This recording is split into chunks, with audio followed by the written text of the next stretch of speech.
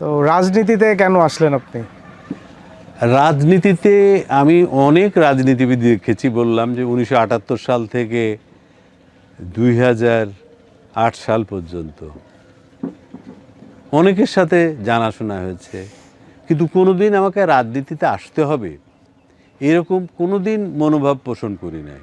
কারণ আমার মেজো ভাই ব্যারিস্টার আমিনুল হক, উনি রাজনীতিতে সম্পৃক্ত ছিলেন এবং উনি সবসময় রাজনীতি করবেন, আমরা তাকে সাপোর্ট করব, এটাই ছিল আমার, শুধু আমার বলে না, আমার পরিবারের সবারই ধ্যান ধারণা।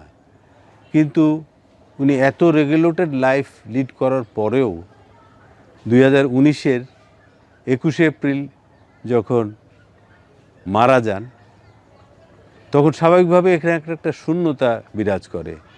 কে দেখবে বিএনপিকে? এই যে উনি 28টা বছর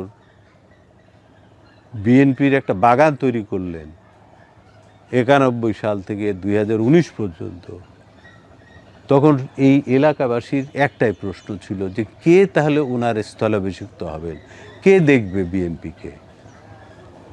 এখন এটা তো আমারও কোনো জোর দাবি থাকতে পারে না, কিংবা পরিবারেরও কোনো জোর দাবি থাকে না, যে কাউকে জিজ্ঞেস, এটা গণতন্ত্রের দেশ।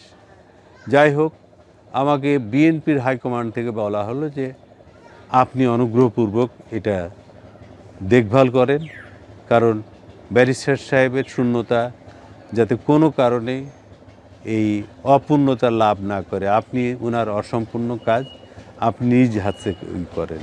এবং সেই 2019 থেকেই আমি এই রাজনীতিতে সম্পৃক্ত এবং বিএনপির সাথে সম্পৃক্ত। যেহেতু আমি প্রেসিডেন্ট জিয়াউর রহমান, স্বাধীনতার ঘোষক, গণতন্ত্রের মা, তিনবারের সফল প্রধানমন্ত্রী বেগম খালেদা জিয়ার সাথে কাজ করার সৌভাগ্য হয়েছিল, স্বাভাবিকভাবে ওনাদের আদর্শ এবং ওনাদের কর্মকাণ্ডে আমি অনুপ্রাণিত হয়েছি।